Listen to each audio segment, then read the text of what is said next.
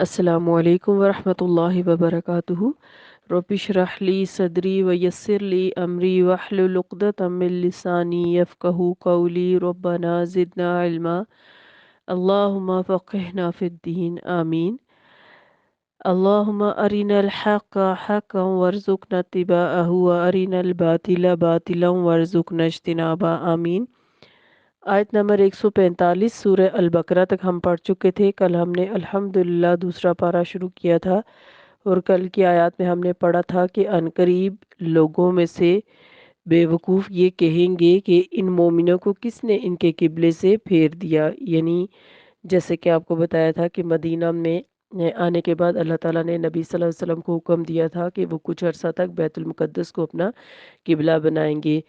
तो जब बैतुल मुक़द्दस की तरफ 16-17 माह पर मुड़कर नमाज़ पढ़ी और फिर अल्लाह ताला ने नबी सल्लल्लाहु अलैहि वसल्लम की मंशा के मुताबिक खाना काबा की तरफ रुख फेरने को कहा, तो उस पर फिर यहूद व नसारा ने बातें बनाई कि ये कभी एक किबले की तरफ मुड़कर नमाज़ पढ़ते हैं और कभी दूसरे किबले की तरफ।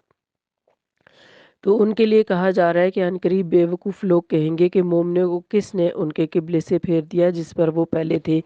तो तुम ये कह दो कि मशरिक और मगरिब सब अल्लाह ताला ही के लिए हैं। इसी तरह हमने तुमको उम्मत वसत यानी बेहतरीन उम्मत बनाया। उम्मत मुस्लिमा की बात हो रही है यहाँ पे, ताकि तुम लोगों के ऊपर हक के गवाह बनो और रसूल तुम पर गवाह बने।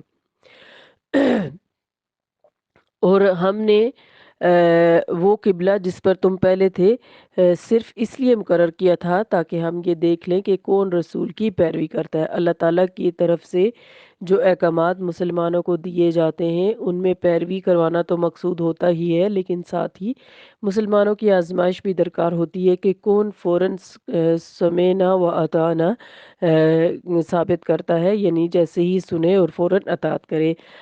और सहाबा कराम के अंदर तो ये चीज़ थी कि वो जो भी हुक्म अल्लाह का सुनते थे मुखलिस मोमिनीन फ़ौरन ही अल्लाह ताला की हुक्म की अतात करते थे। फिर कहा गया नबी सल्लल्लाहु अलैहि वसल्लम को अल्लाह ताला ने कि हम तुम्हारा चेहरा आसमान की तरफ उठता हुआ देख रहे हैं, तो हम ज़रूर तुम्हें उस किबले की तरफ फेर देंगे जिससे तुम राज़ी हो। यानी अल्लाह ताला को मालूम था कि नबी सल्लल्लाहु अलैहि वसल्लम जो है वो खाना काबा की तरफ मुड़कर नमाज़ पढ़ना पसंद करते हैं और वो उनका पसंदीदा किबला था। इसलिए इस आयत में अल्लाह ताला ने नबी सल्लल्लाहु अलैहि वसल्लम से कहा कि हम तुम्हारे पसंदीदा किबले की तरफ तुम्हें मोड़ देते हैं, लिहाजा अब अपना रुख मस्जिद हराम की तरफ फेर लो और तुम लोग जहाँ कहीं हो अपना रुख इसकी तरफ फेर लो। इस हुक्म के बाद ये साबित हो गया कि तमाम मुसलमान जहाँ कहीं भी होंगे वो अपना रुख खाना काबा की तरफ मुड़कर ही नमाज पढ़ेंगे।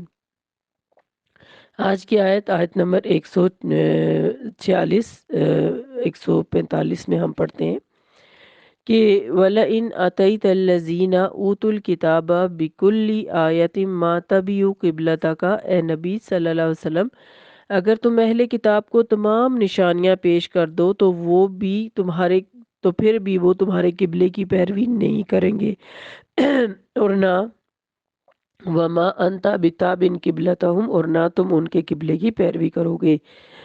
वमा बाजुहुम बिताबिन किबलतबाज, और ना वो आपस में एक दूसरे के किबले को मानने वाले हैं। यानी यहूद व नसारा, जैसे कि हमने पीछे पढ़ा था, वो खुद भी एक दूसरे के किबले को नहीं मानते। एक ने मशरकी जानिब बैतुल मुक़द्दस की मुकर्रर कर रखी थी और दूसरे ने जो है वो मगरबी जानिब मुकर्रर कर रखी थी। वला इन वला इन इत्तबाता अहवाअहुम मिन बादि मा जाअका मिनल इल्मी, ए नबी सल्लल्लाहु अलैहि वसल्लम अगर इल्म आ जाने के बाद भी तुमने इनकी ख्वाहिश नफ्स की पैरवी की, इन्नका इज़ल लमिनज़ ज़ालिमीन, तो तुम जालिमों में से हो जाओगे। यह ये बताया जा रहा है कि अहले किताब का इनकार बुग़्ज़ और अनाद की बिना पर था, ना कि नावाक़फ़ियत के सबब। यानी आप देखिए कि वो अच्छे तरीके से इल्म रखते थे कि नबी सल्लल्लाहु अलैहि वसल्लम जो हैं वो आखिरी नबी हैं और उनका किबला खाना काबा होगा। सो इस इल्म के बावजूद वो अपने बुग़्ज़ और अनाद की वजह से इनकार कर रहे थे। फिर जब दलाइल इन पर क्या असर करेंगे, जब उन्होंने ज़िद को ही अपना मकसद बना लिया था।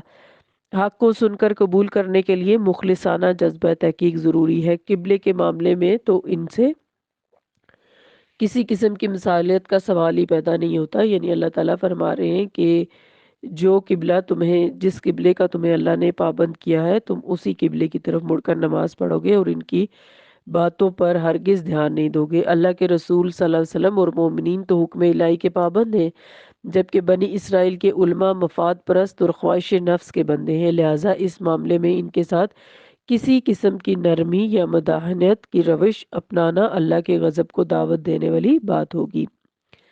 پھر فرمایا الذین، وہ لوگ آتیناہم الکتابہ، جن کو ہم نے کتاب دی، یعنی یہود و نصارہ، یعرفونہ، وہ پہچانتے ہیں اس کو، یعنی نبی صلی اللہ علیہ وسلم کو، کما یعرفون ابناہم، جیسے وہ اپنے بیٹوں کو پہچانتے ہیں۔ یعنی یہود و نصارہ اس طرح نبی صلی اللہ علیہ وسلم کو پہچانتے ہیں جیسے وہ کوئی اپنی اولاد کو دیکھ کر بھول نہیں سکتا کہ یہ میری اولاد ہے، اس طرح، کیونکہ ان کی کتابوں کے اندر نبی صلی اللہ علیہ وسلم کے آنے کی تمام نشانیاں موجود تھی، اور ایک وقت تھا جب ان کا عربوں کے ساتھ جب بھی کوئی مسئلہ ہوتا تو وہ ہاتھ کھڑے کر کر کے اللہ تعالیٰ سے شدت سے یہ دعا مانگتے تھے کہ یا اللہ اس آخری نبی کو ہم میں مبعوث کر دیتا کہ ہم اس کے زیر دست ان عربوں کے ساتھ مقابلہ کر سکیں۔ اس وقت جب یہ اہل کتاب نبی صلی اللہ علیہ وسلم کے آنے کی دعائیں مانگتے تھے تو ان کا گمان بھی نہ تھا کہ آپ صلی اللہ علیہ وسلم بنی اسرائیل کے بجائے بنی اسماعیل میں آئیں گے، اور جب نبی صلی اللہ علیہ وسلم بنی اسرائیل میں آ گئے تو انہوں نے سب سے پہلے نبی صلی اللہ علیہ وسلم کا انکار کر دیا۔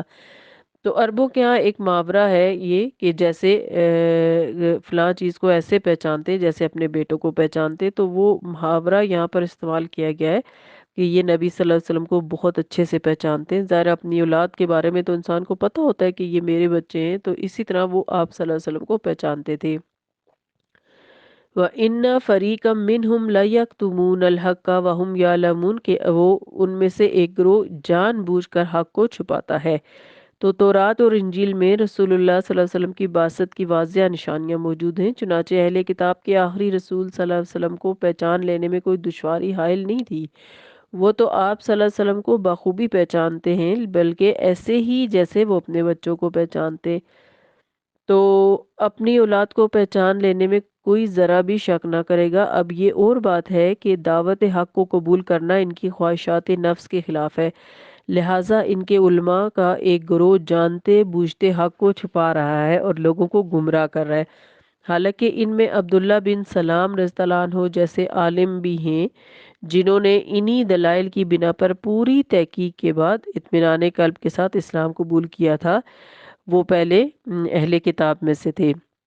تو جب کوئی اللہ تعالیٰ کے دین کی طرف آنا چاہتا ہے، اللہ تعالیٰ کے دین کو قبول کرنا چاہتا ہے، تو وہ اس کے لیے جو دلائل اللہ تعالیٰ نے دیے ہوتے ہیں وہ کافی ہوتے ہیں، لیکن جو نہیں آنا چاہتے ان کو آپ جو مرضی دلائل دے دیں ان کو کوئی بات اثر نہیں کرتی۔ الحق من ربک فلا تکونن من الممترین، حق تو تمہارے رب کی طرف سے ہے، لہٰذا تم شک کرنے والوں میں سے نہ ہونا۔ مسلمانوں کو آگاہ کیا جا رہا ہے کہ وہ اہل کتاب کے انکار اور ہٹ درمی سے متاثر نہ ہو۔ جو حکم ان کے رب کی طرف سے نازل ہوا ہے وہ سراسر حق ہے اور ہر قسم کے شک اور شبہ سے بالاتر ہے، لہٰذا وہ بغیر کسی شک و جھجک کے اللہ کے احکام کی پیروی کرتے رہیں۔ تو آج کی آیات بھی قبلے کے حوالے سے ہی ہیں، اور یہ موضوع چونکہ کافی واسٹ ہے اس لیے یہ ابھی چل رہا ہے، اور اس میں مسلمانوں کو تاکید کی جا رہی ہے کہ وہ اللہ تعالیٰ کے حکم کو اپنے لیے حرف آخر سمجھتے ہوئے خانہ کعبہ کو قبلہ نہ صرف مانیں بلکہ دل سے اس پر راضی بھی ہوں۔ مسلمان تو چونکہ راضی تھے ہی، لیکن اہل کتاب کی باتوں سے ان کو پریشانی ہو رہی تھی، اس لیے ان کو یہاں پر سمجھایا گیا۔ ہم بھی جب دین کے راستے پہ چلتے ہیں تو مختلف طرح کی لوگوں کی باتیں ہمیں پریشان کرتی ہیں، مشکلات میں ڈالتی ہیں۔ ہمارا بھی یہی رویہ ہونا چاہیے کہ ہمیں اللہ کی طرف سے آئے ہوئے حق کو قبول کر لینا چاہیے اور پھر اس کے اوپر ڈٹ جانا چاہیے، اور اس معاملے میں کسی کی باتوں پر بھی دھیان نہیں دینا چاہیے۔ اللہ تعالی ہم سب کو بہترین عمل کی توفیق عطا فرمائے، ایمان اور تقوی نصیب فرمائے اور عمل صالح کی توفیق دے، آمین۔ سبحانک اللہم و بحمدک، نشہد ان لا الہ الا انت، نستغفرک و نتوب الیک۔ السلام علیکم ورحمۃ اللہ وبرکاتہ۔